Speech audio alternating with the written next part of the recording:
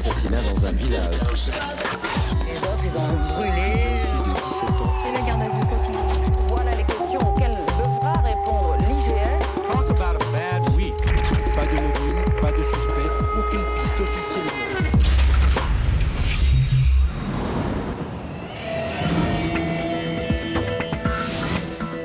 Au sommaire de cette édition, notre enquête près de Carpentras sur le meurtre de Richard Alessandri. Sa femme, Edwige, est accusée du crime. Je suis accusée d'avoir pris la vie de l'homme que j'aimais et que j'aime toujours, c'est le problème. Le portrait de la semaine, Gilles-Jean Portejoie, l'avocat du showbiz. On peut plus vous parler. Chanteur, acteur, homme politique, ses clients sont des stars. Non, mais on se demande si le tribunal regarde le dossier, quoi. Le reportage de la semaine sur les violences au sein des familles. Dans le Pas-de-Calais, une brigade de police spéciale a été mise en place. Bonsoir monsieur. Ok. D'accord. 4 fois, Monsieur, c'est c'est vous. 4 Ouais, mais celui du domaine, ça fait 4 fois. Monsieur, ça fait 4 fois de trop. Histoire de star, Jennifer Hudson. Les proches de cette actrice américaine sont assassinés les uns après les autres. Qui est le tueur? Nos prières accompagnent sa famille. Ça ne devrait pas arriver des choses comme ça. Mais d'abord, notre enquête près de Carpentras sur le meurtre de Richard Alessandri. Cette femme s'appelle Edwige Alessandri. Depuis 8 ans, elle est soupçonnée d'avoir assassiné son mari. Je suis accusée d'avoir pris la vie de l'homme que j'aimais et que j'aime toujours, c'est le problème. Mais voilà, quoi, je veux dire, on ne pouvait pas m'accuser du pire qui puisse être, c'est prendre la vie de quelqu'un. Et ça, c'est pas vrai. Dans la nuit du 16 juillet 2000, Richard Alessandri est tué d'un coup de chevrotine dans son lit, pendant son sommeil. Edwige dit avoir été réveillée par le coup de fusil et assure avoir vu un homme sortir de la pièce. Mais très vite, les enquêteurs la soupçonnent d'avoir tué son mari. D'être accusée, ça n'a pas de valeur parce que je ne l'ai pas fait. Je veux dire, je ne suis pas... C'est comme ça que je vis, c'est difficile à expliquer. Et puis, ce que je vis, j'en fais cadeau à Richard. Je lui donne. Alors, qui a tué Richard? Sa femme ou des rôdeurs, comme elle le prétend? Et pourquoi a-t-il été tué? Retour sur une tragédie. Un luxueux mât en Provence, nous sommes à Pernes-les-Fontaines, près de Carpentras, dans le Vaucluse. C'est ici que vit la famille Alessandri. Richard rencontre Edwige en 1982 sur les bancs de l'université d'Aix-en-Provence. La jeune femme vient d'avoir un enfant, Johan, d'un précédent mariage. Mais c'est le coup de foudre. Elle divorce pour Richard. Ensemble, ils ont un deuxième enfant. Edwige est éblouie par l'ambition de Richard. C'était un meneur et moi j'étais ravie, je veux dire heureuse d'être avec quelqu'un qui me tirait, oui, même si c'est pas un mot très très joli, mais c'est vrai, j'étais ravie d'être heureuse d'être avec quelqu'un qui menait, parce que j'aimais ça. C'était extraordinaire, j'ai vécu des années extraordinaires. Richard est un entrepreneur connu dans la région. Propriétaire du supermarché de Pernes-les-Fontaines, c'est un homme d'affaires avisé. Tout ce que entreprenait Richard, c'était réussite, quoi. Il avait le sens des affaires. C'était un fonceur, quoi. Il a gagné un argent fou en 5 ans de Pernes-les-Fontaines. C'est quelqu'un de très rigoureux, de très très sérieux, et surtout très rigoureux dans le travail, en fait. Donc c'était un meneur d'hommes hors pair, exceptionnel, parce qu'il finalement il avait 40 personnes à son service. Et tout ça, il gérait son affaire vraiment pour que ça marche, pour la réussite, quoi. La réussite de Richard est aussi celle de sa femme, Edwige. Le couple est uni dans les affaires. Au niveau travail, c'était une bosseuse. Mais elle voulait réussir, hein, depuis le début. D'ailleurs, si elle a quitté son mari, le père de son fils, c'est qu'elle a rencontré Richard et qu'elle savait qu'avec Richard, c'était pas la peine d'aimer Richard, mais on allait réussir. C'est une réussite, mais leurs parts dans cette affaire sont inégales. 70% pour Richard, 30% pour Edwige. C'est à cette époque que des tensions apparaissent dans le couple. Autre motif de querelle, Johan, le fils d'Edwige, est en conflit avec son beau-père. Edwige prend toujours sa défense. Il y avait des moments en tout cas de violence verbale, certainement, de bouteilles projetées contre les murs. Elle lui a renversé le taboulet sur la tête, nous avait dit Brice. Elle lui a renversé également un plat de pâtes sur la tête, donc elle était capable physiquement d'avoir des actes assez violents à l'encontre de mon frère. Les gens ont considéré ça comme des engueulades, d'accord, ok, je dis oui, mais nous, c'était notre manière de vivre, et si vous voulez, ce qui peut paraître aux yeux de certains des engueulades, ou pour nous c'était des, je sais pas, comment dire ça, c'était des mises au point sur le travail, sur l'éducation des enfants, des choses comme ça, mais ça n'a jamais porté préjudice à notre vie de couple, quoi. Je veux dire, on est toujours allé de l'avant. On avait des tas de projets, on allait agrandir le magasin. Je veux dire, on n'aurait pas fait tout ce chemin s'il n'y avait pas eu d'amour entre nous. Enfin, je me dis, on ne serait pas arrivé là, quoi. Dimanche 16 juillet 2000, il est près de minuit, un coup de fusil retentit dans le mât où dorment le couple et les 2 enfants. À minuit 5, Edwige appelle les secours. Elle dit avoir vu un homme s'enfuir. C'est la venue d'agresseurs extérieurs qui seraient à ce moment-là venus et dans le hold-up qui aurait mal tourné. C'est celle que Madame Alessandri a toujours soutenue. C'est celle que son fils, que je représente, a toujours soutenue aussi. Que s'est-il passé le soir du drame?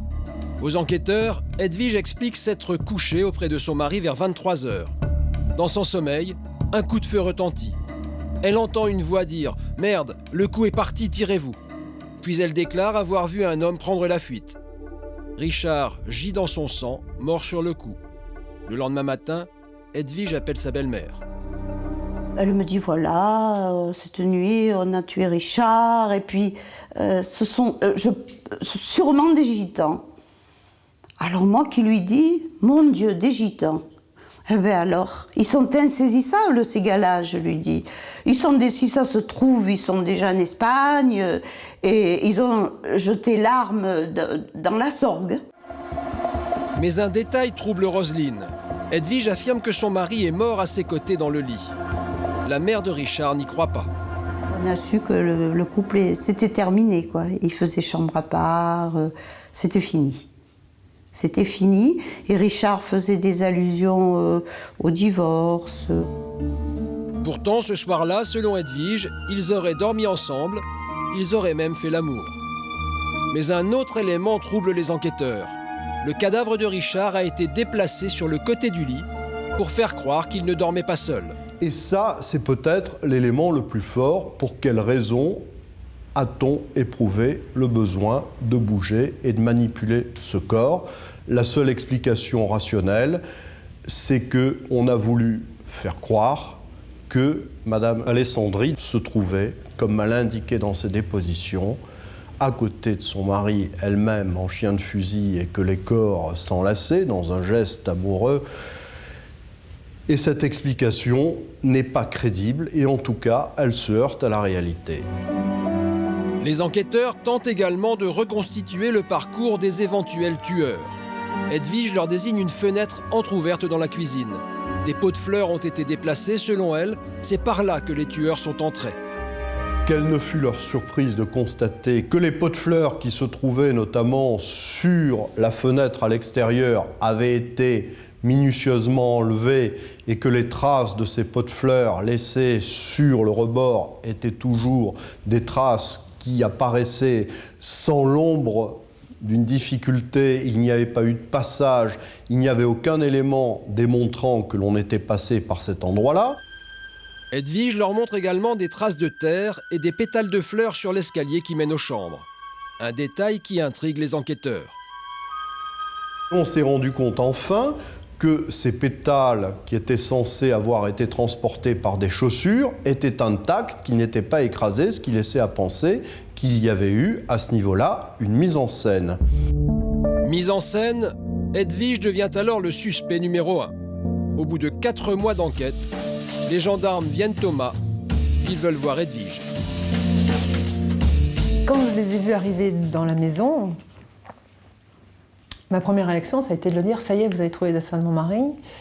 Et ils m'ont dit non, c'est vous. Et là où je leur ai dit, mais comment vous en êtes arrivé là? Et ça a été interprété, mais comment vous avez réussi à trouver?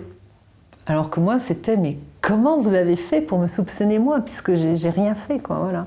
Donc voilà, c'est parti de là. Ça a été la pire des phrases, je crois, qu'il aurait pas fallu que je dise. Elle va le prendre sur un tel ton, si je puis m'exprimer ainsi, au début de cette enquête, qu'elle va en quelque sorte mettre au défi les enquêteurs de démontrer sa culpabilité. Alors que pour elle, le seul défi qu'elle voulait leur lancer, c'était de trouver les bons, les agresseurs de son mari. Ils vont, à mon avis, le comprendre comme un défi « vous ne m'aurez jamais ». Et ça, il ne faut jamais dire ça à un policier ou à un magistrat instructeur parce que c'est déjà un comportement assez anormal. Le 28 novembre, 4 mois après la mort de Richard, Edwige et ses 2 fils sont placés en garde à vue. Mais pour le moment, les enquêteurs n'ont aucune preuve tangible. Ils sont dans une situation où ils n'ont rien. Rien du tout. Et j'allais presque dire, ils n'ont aucune preuve matérielle. D'ailleurs, il n'y aura aucune preuve matérielle au procès. Aucune preuve matérielle. Et à ce moment-là, je crois qu'ils décident, en relation avec le juge d'instruction, en relation avec le parquet, dans les conditions normales d'une enquête, ils décident tout simplement d'abattre la dernière carte, c'est-à-dire la garde à vue. Au bout de 41 heures de garde à vue, Johan, le fils aîné, va craquer et accuser sa mère du meurtre de Richard. Il raconte comment sa mère va lui demander de modifier la scène du crime afin de faire croire à un cambriolage qui tourne mal. Il fait des aveux précis qui sont invérifiables. Le premier, c'est de dire, bon, j'ai pris l'arme, je suis allé la cacher dans une haie d'aubépine. Mais l'arme ne sera jamais retrouvée. À la suite des aveux de son fils, Edwige Alessandri est emprisonnée. Sa première réaction, c'est d'entrer en contact avec lui, qui vient pourtant de la dénoncer. La première chose que j'ai fait, j'ai demandé du papier, j'ai pris un petit bout de papier, un petit bout de crayon à une fille, et j'ai écrit à mon fils en lui disant que je savais ce que c'était une garde à vue, je savais combien il était difficile, même moi, je veux dire, avec mes 40 ans, mon intelligence, je sais pas, tout ce qu'on m'a reproché, j'avais eu un mal de chien à supporter ça. Quelque part, j'étais très contente de sortir de leurs griffes. Alors je me dis, un gamin qui connaissait rien, là, je dis, sans avocat. Sans avocat. Ouais. Laissé en liberté, Johan se rétracte. Il affirme avoir parlé sous la pression des gendarmes. Edwige, elle, affirme que la piste des rôdeurs n'a jamais été exploitée jusqu'au bout. Et elle continue à clamer son innocence.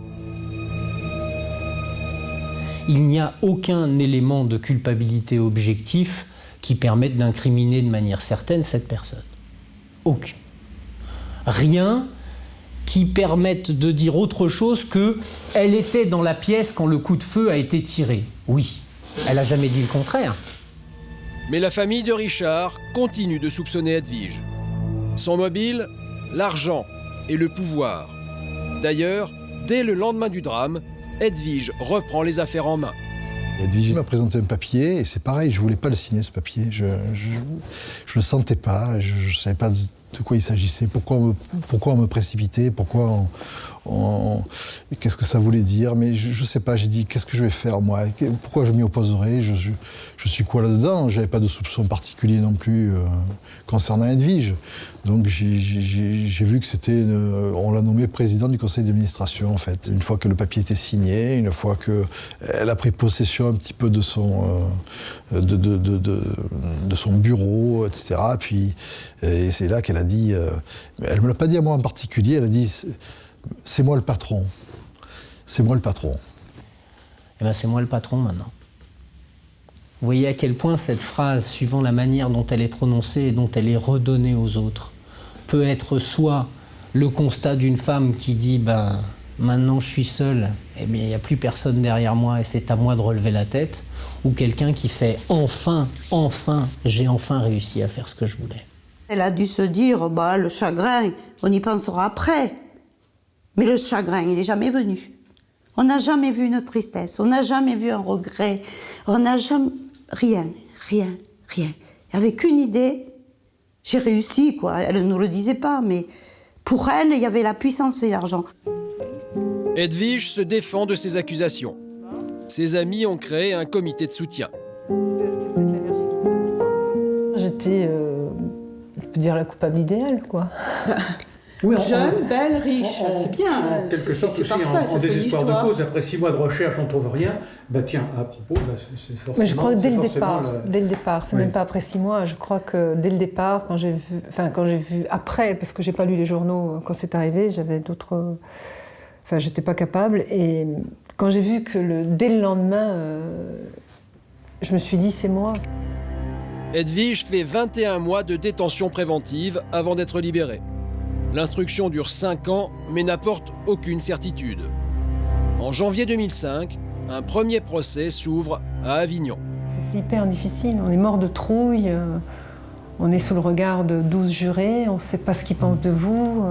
Vous savez, on me reproche de pleurer ou de ne pas pleurer, on vous reproche de sourire ou de ne pas sourire, on m'a reproché d'avoir un pull bleu délavé. Donc vous voyez le genre de reproche qu'on peut vous faire.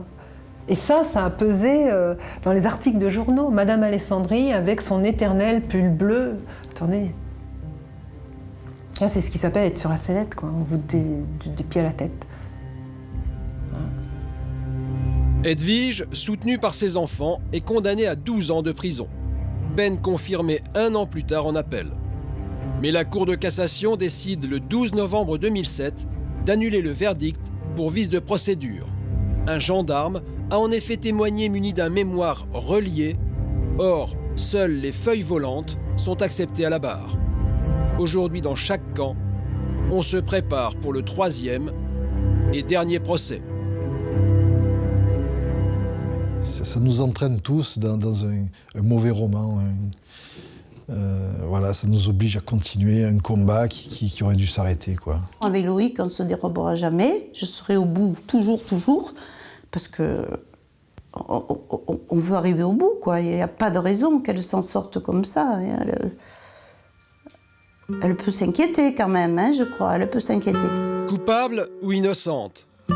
Edwige, en tout cas, attend beaucoup, elle aussi, de ce dernier acte judiciaire.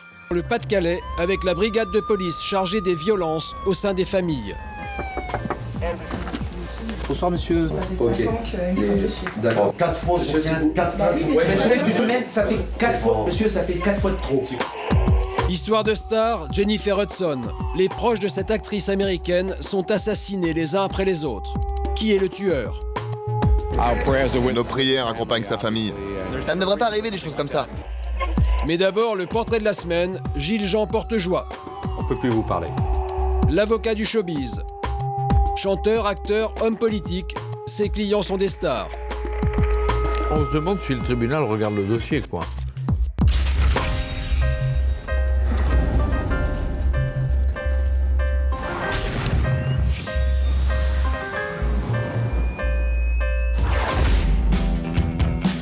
Gilles-Jean Portejoie, un des avocats les plus célèbres de la place de Paris. Ses clients, des comédiens, des chanteurs, des hommes politiques, mais aussi, et il le revendique, des citoyens anonymes. On ne peut plus vous parler. Sa résidence parisienne, ce palace, proche de l'Étoile. Comment allez-vous? Ça va en forme? On y va. Une suite lui est réservée toute l'année. Qu'est-ce qu'on fait ici? Je vis ici. Je vis ici quand je suis à Paris. Je vis... Ma vie, c'est un peu une vie d'hôtel en hôtel, une vie de saltimbanque. Tout est facile quand on arrive, quand on part. Vous savez, les départs peuvent être rapides, les arrivées tardives. Autant vivre à l'hôtel. Et puis j'adore vivre à l'hôtel. Un palace qui lui sert également de bureau. Ce matin, rendez-vous avec Éric Vigne, le mari de Lolo Ferrari, et le producteur de cinéma Dominique Besnéard. Il est incroyable cet hôtel. Hein. Ah, mais vous êtes à demeure ici? Je vis là. Il me donne dès qu'elle est libre la chambre de Gainsbourg. Voilà. Ah ouais. Vivez là. Il est mort là, je crois d'ailleurs. Hein. On file là-bas. Dominique Besnéard veut faire un film sur la vie de Lolo Ferrari. Éric Vigne a choisi Maître Portejoie pour défendre ses intérêts. Je suis l'avocat d'Éric Vigne, qui est détenteur des droits de son épouse. Les droits de Lolo, c'est toi qui les détiens, incontestablement, en vertu d'un testament. Le nom de Lolo Ferrari m'appartient. Le nom de Lolo et les droits afférents à l'image de Lolo, c'est toi. Hein. Donc, parce que le contrat que nous allons passer, et qui sera le moteur du film en quelque sorte, ce contrat, c'est toi qui dois le signer, et toi seul. Mon rôle, c'est de défendre les intérêts d'Éric Vigne face à un producteur et son conseil, qui ont également des intérêts à faire valoir pour qu'il n'y ait pas de difficultés. Voilà. Il faudra bien qu'à un moment donné, Dominique, nous parlions gros sous, protection des droits, qu'est-ce que ça va coûter, quelle sera la rémunération d'Éric Vigne, en contrepartie des droits qu'il va céder. Tout ça, ça se discute. Ça se discute autour d'une table, entre deux avocats et en présence de leurs conseils. J'ai envie que vous soyez avec nous parce que vous êtes le plus grand témoin. Peut-être qu'on va avoir des problèmes avec la famille de Ferrari. Hein. Donc, est-ce que à ce moment-là, il ne faut pas essayer de se mettre autour d'une table si on n'y arrive pas, voilà. C'est ce que nous sommes en train de faire. Cinéma, star, dorure, Maître Portejoie aime ça et ne s'en cache pas. Quel avocat qui fait le tour de France, plaide des dossiers plutôt compliqués, plutôt médiatiques. Comment peut-il ne pas aimer les paillettes ? Il faut assumer. Maître Portejoie ne quitte pas les beaux quartiers, direction le restaurant de Johnny Hallyday, près des Champs-Élysées. Comme ça ? Le chanteur est un de ses clients. Ouais, ça va ? Et toi, tout va bien ? Quel bonheur d'être là. J'ai connu Johnny de manière assez surprenante. Coup de fil de Johnny, qui avait mon portable et qui me dit, voilà, vous êtes bien Portejoie, oui, j'ai un souci, j'aimerais bien vous rencontrer. On s'est retrouvés à Saint-Étienne. Il m'a dit, mais votre gueule, j'aime bien votre nom d'abord, j'aime bien votre nom, vous avez une bonne gueule, vous êtes mon avocat. Et depuis, on ne s'est jamais quitté. Johnny a rencontré des moments difficiles à la suite d'accusations qui étaient portées contre lui, d'accusations sévères qui étaient portées contre lui. C'était en 2001. Une jeune femme travaillait comme hôtesse d'accueil sur le yacht de Johnny. Elle accuse le chanteur de l'avoir violée. Johnny s'est défendu comme un justiciable normal, comme un autre. C'était un peu le conseil de fond que je lui avais donné. Tu es un justiciable comme un autre. On porte des accusations contre toi, il faut te défendre comme tout un chacun. Et en se comportant de cette façon, on a évacué toutes les accusations et il a bénéficié d'un non-lieu. Après les palaces, la limousine avec chauffeur. Mais pour Maître Portejoie, les stars sont des clients comme les autres. Plaider pour un homme célèbre, politique, journaliste, people, ou plaider pour un citoyen lambda, c'est la même chose. La préparation du dossier est absolument la même. Ce qui est un peu différent, c'est la relation qu'on entretient avec le client. Mais Gilles-Jean Portejoie ne travaille pas uniquement à Paris. Sa ville natale, Clermont-Ferrand. C'est là qu'il a son cabinet et sa famille. Et le client qu'il défend ce matin n'est pas un people. C'est le responsable d'une association de victimes. Il y a 3 ans, 12 pèlerins français avaient trouvé la mort dans l'effondrement de leur hôtel à La Mecque. Nous avons aujourd'hui, à la suite de cette catastrophe, déposé plainte. L'intérêt de notre plainte pénale, c'est de savoir, c'est de dégager des responsabilités pénales éventuelles et de faire sanctionner les coupables. Mais en même temps, à côté de cette procédure pénale, nous avons une procédure civile contre l'agence que vous avez payée pour la plupart en black. Compte tenu de ce qu'elle vous avait payé, elle devait vous loger dans un hôtel décent. L'hôtel s'est écroulé. Et puis, faire comprendre aux autorités saoudiennes que ce n'est pas acceptable, que le pèlerinage doit être sécurisé et que mourir à la Mecque, président, mourir à la Mecque n'est pas une fatalité. Merci d'être venu, vous. 30 dossiers chaque année aux assises, 15 heures de travail par jour, 100 000 km par an. Maître Portejoie est un stakhanoviste du barreau. Mais son travail, c'est toute sa vie. Depuis que je suis gamin, j'avais décidé d'être avocat. Et je ne sais pas pourquoi, d'ailleurs, parce que ma famille n'est pas une famille de juristes. Je ne sais pas pourquoi, mais c'était comme ça. C'était avocat, et plutôt avocat pénaliste. Donc je réalise aujourd'hui mon rêve. Retour vers Paris. La vie de Maître Portejoie est une course folle, une course qu'il cache à ses clients. Vous passez un petit coup de fil à Michel Charasse, pour lui dire qu'on aura 10 minutes de retard. Hein. Allez. On court sans arrêt. Il ne faut surtout pas donner le sentiment au client que le temps est compté. Il faut, quand vous avez quelqu'un qui vous expose ses problèmes, lui donner le sentiment qu'on a l'éternité pour lui, qu'on a du temps. Cette fois, c'est au Sénat qu'il a rendez-vous pour une affaire de harcèlement moral.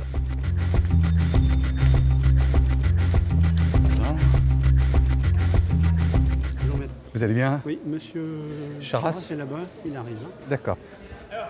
Et toi? Michel Charras reçoit tous les jours depuis 30 ans un coup de téléphone d'insulte d'une de ses voisines. Il a porté plainte, le jugement vient d'être rendu. La voisine a été condamnée à 300 € d'amende, une sanction trop légère à leurs yeux. Cette décision est quand même, de toi à moi, elle est quand même très... Non mais, on se demande si le tribunal regarde le dossier, quoi. Le problème, c'était de savoir qu'est-ce qu'on fait de cette femme, compte tenu de son passé, compte tenu de sa dangerosité. Elle a quand même un palmarès. Hein. J'avais surtout un rapport d'expertise qui montre que cette femme est potentiellement dangereuse. La solution, c'était quand même une peine de prison assortie du sursis, avec mise à l'épreuve et obligation de se soigner pour qu'elle ne nous emmerde plus. Michel Charras a décidé de faire appel. Allez, Guido, à bientôt. À bientôt. Salut. Merci de tout. Depuis 25 ans, Gilles-Jean Portejoie s'est forgé une solide réputation parmi la classe politique. Mais la course folle continue. T'as passé un petit coup de fil pour déconner un peu de retard, Bernard? Retour à Clermont-Ferrand, demain fini les paillettes. Il défend un boulanger dans une affaire d'escroquerie aux acédiques.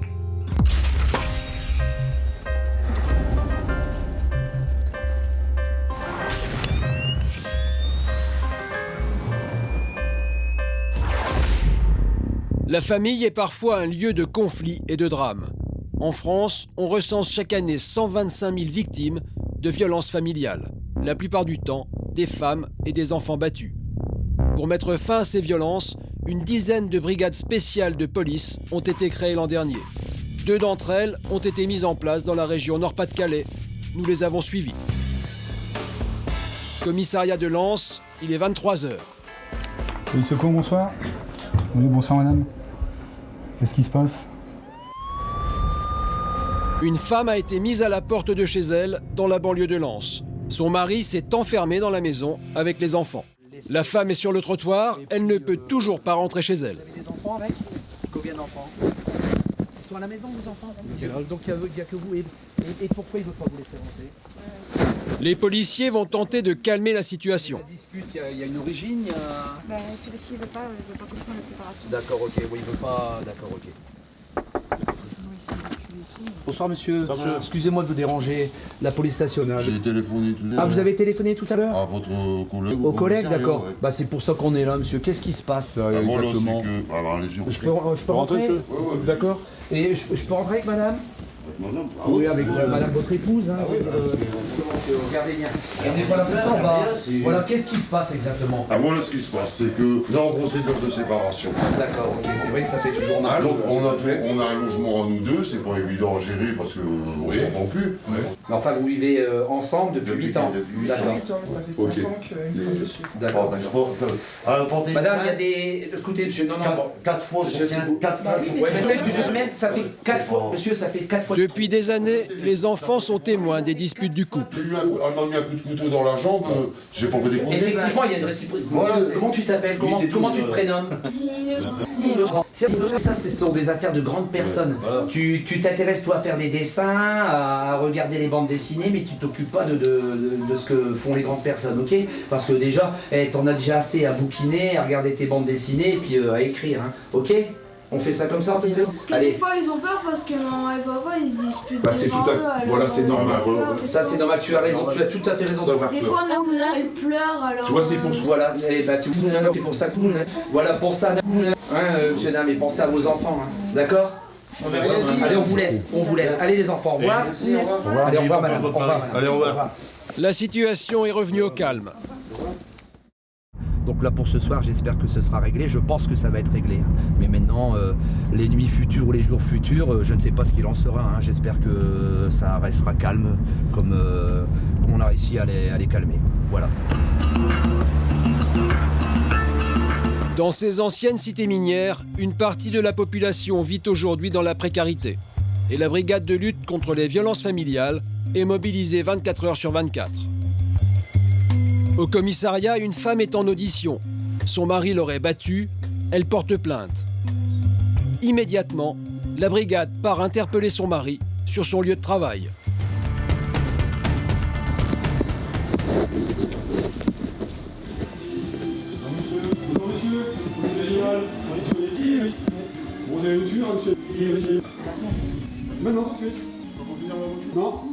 Le mari est étonné par l'intervention des policiers.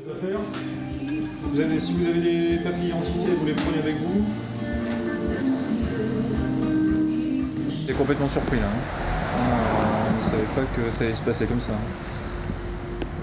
Bon, en général, ils prennent conscience de ce qui se passe, mais après coup.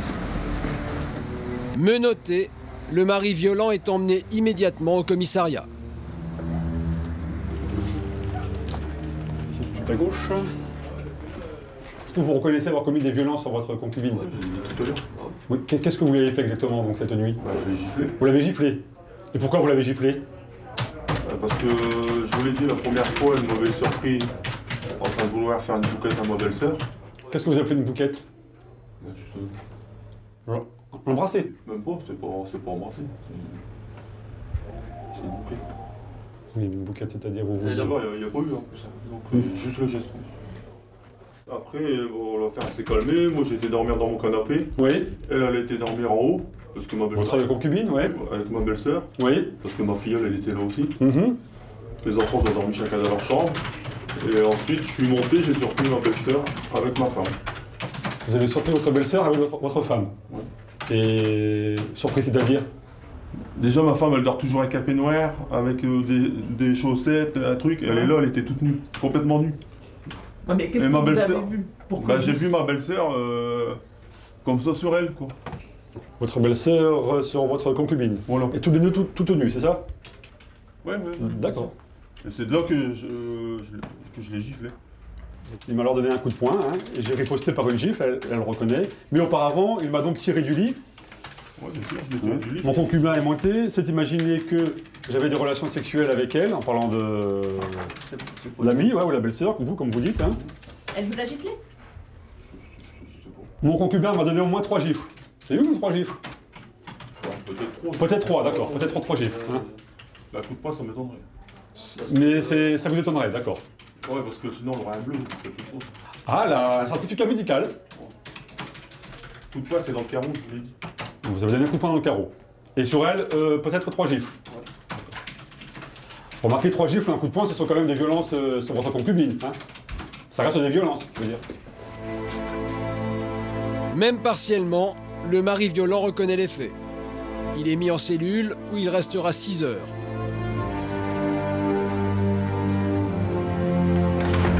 Il sera convoqué un peu plus tard devant le tribunal de police. Les coups n'ont pas entraîné d'interruption de travail de plus de 8 jours. Il risque donc une amende de 1 500 € minimum.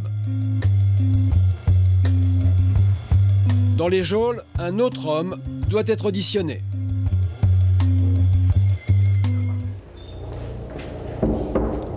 Je vais vous entendre. Cet homme est soupçonné lui aussi de violence contre son ex-concubine qui veut le quitter. À l'étage au-dessus, sa femme est entendue par un policier et une psychologue. Pas bien? C'est-à-dire? Ça fait 3 mois que je vis ça. Que vous vivez quoi? Le harcèlement et tout. Ouais. À long terme, c'est pas vivable. Même pour les enfants. Ouais. Le concubin va être auditionné par le brigadier chef. Dans un premier temps, votre ex-concubine a déposé plainte pour le fait que vous ayez cassé sa porte d'entrée. Et elle a fourni un devis au mois d'août. Oui, ça c'est vrai. Ah, donc déjà, première chose... Ça, je vois pas, D'accord.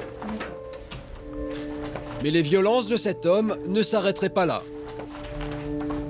Autre chose, donc depuis, elle a déposé plainte pour des menaces de mort réitérées. Comme quoi vous venez régulièrement devant chez elle. Et je la cite, vous auriez déclaré donc à son encontre, toi et les tiens, tu vas crever, je vais te mettre dans un sac, je vais te jeter dans le canal. Tu vas crever, toi et tes gosses, tu vas cramer. C'est faux, ça, c'est faux. Elle a déposé plainte 2 fois pour ces menaces. Hein. Ça c'est faux. Complètement faux. Ils ont peur, vos enfants? Ils sont terrorisés. Terrorisés. On pouvait plus frapper chez moi, ils étaient recroquevillés dans le fauteuil. Je sais plus quoi faire, je sais plus. Je ne pas à toutes les portes, je savais plus, je sais plus. Le policier et la psychologue vont la guider vers des associations qui lui apporteront un soutien psychologique, des aides financières et même au besoin un hébergement en foyer d'accueil. Vous appelez, nous on travaille avec des associations qui peuvent dire ce que vous avez le droit d'avoir ou pas. Et moi, si vous voulez m'appeler, voilà, c'est pas une obligation. Vous avez nos numéros, vous savez qu'on existe, et s'il y a un souci, vous nous appelez. Vous en parlez avec Ludo et puis vous m'appelez, d'accord? À l'étage en dessous, les policiers tentent de ramener l'ex-concubin à la raison. Donc cette rupture, vous l'acceptez ou vous l'acceptez pas? Je l'accepte, vous voulez que je l'accepte maintenant? Après plusieurs heures de garde à vue, l'homme sera lui aussi convoqué devant le tribunal correctionnel pour menaces de mort répétées envers son ex-concubine. Il risque jusqu'à 3 ans de prison, assorti d'une amende de 45 000 €. Au sein de la cellule de violence familiale, le travail de la psychologue est fondamental. Porter plainte contre son mari, c'est compliqué. Son mari, son concubin, le père de ses enfants, ça c'est difficile. Donc mon travail, c'est de soutenir d'abord cette démarche-là, de dire aux gens qui ne sont pas seuls que cette décision, on va pouvoir l'accompagner, on va pouvoir aller jusqu'au bout, parce que bien souvent, une fois que j'ai déposé plainte, qu'est-ce qui se passe? Et puis où est-ce que je vais vivre? Avec quoi? Comment je vais faire? Et puis on a souvent des gens qui se rétractent. En France, une femme battue sur 2 retire encore sa plainte. Nouvelle affaire pour la brigade. Cette fois, il ne s'agit pas de violence entre époux, mais entre une mère de 44 ans et son fils de 21 ans.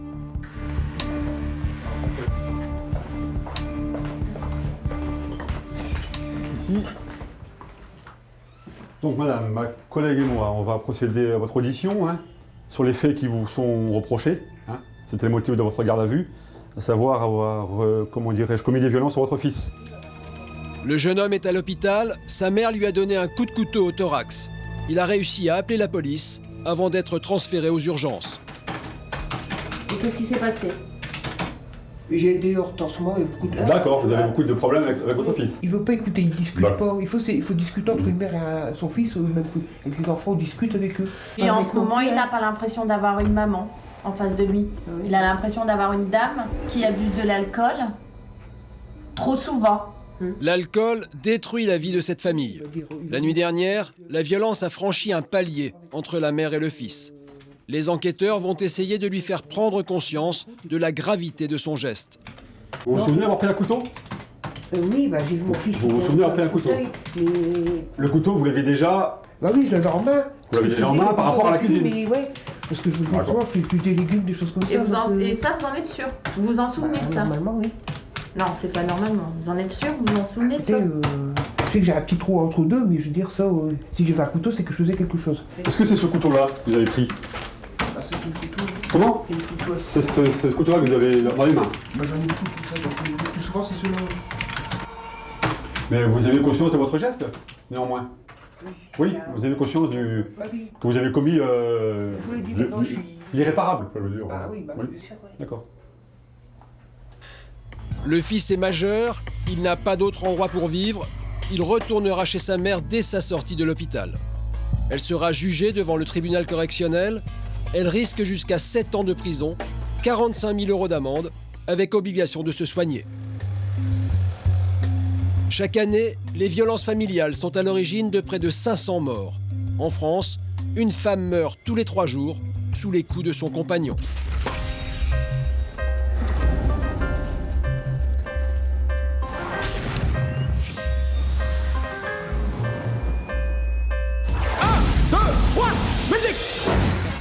Dreamgirls, un film à succès sorti l'an dernier.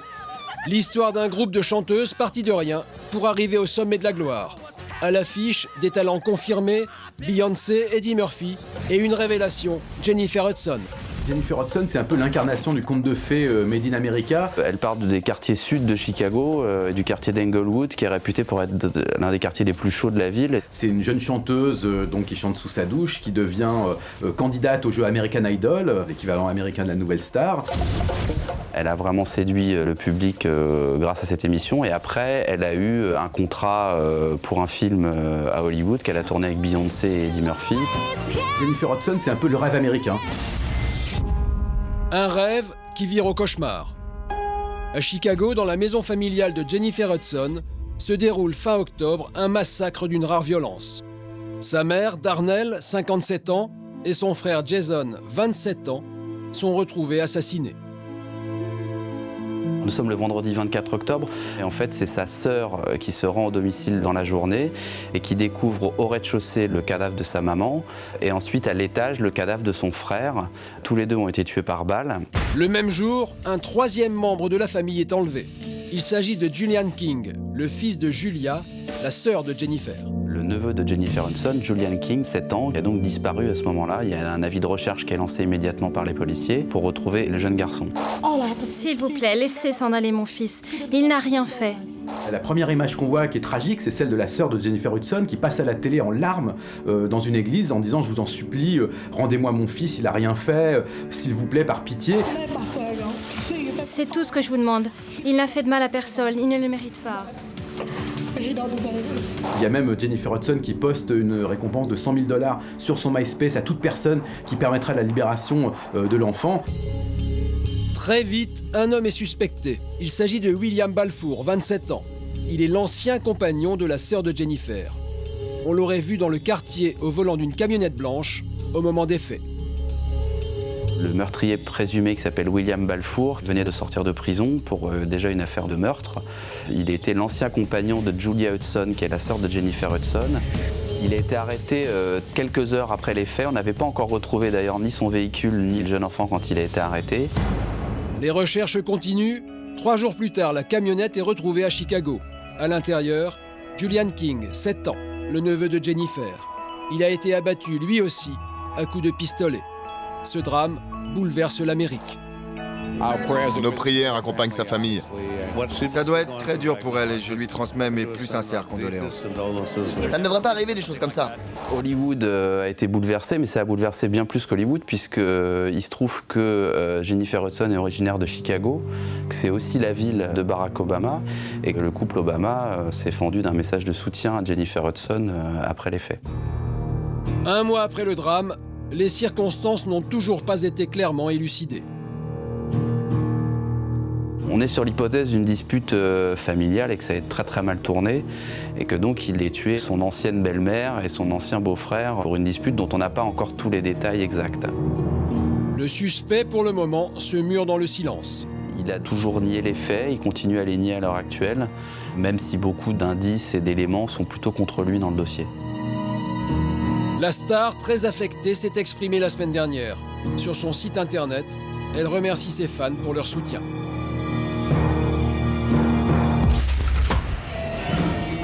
La semaine prochaine, dans Fait divers le Mag, crime passionnel à Marseille. Le corps de Serge Cordon, un jeune maçon de 24 ans disparu depuis 1 an et demi, est retrouvé dans le massif de la Sainte-Baume. Il a été tué à coups de batte de baseball. Ils l'ont quand même drogué, pris à coups de batte de baseball, ils l'ont attaché, ils l'ont mis dans un sac poubelle. Audrey, une jeune coiffeuse, accuse du crime son compagnon Cédric. Mais Audrey est-elle complice du meurtre? La justice se pose la question. Mais moi, je lui en veux à mort, à cette fille-là. Olivier Benoît et Maud Tellier sont libres. Pourtant, ils se sont eux-mêmes accusés d'un meurtre. Celui d'un sexagénaire, Robert Pichon. J'ai tué quelqu'un en légitime défense. Ça peut arriver à n'importe qui. Mais le corps de la victime reste introuvable. Alors, Robert Pichon est-il mort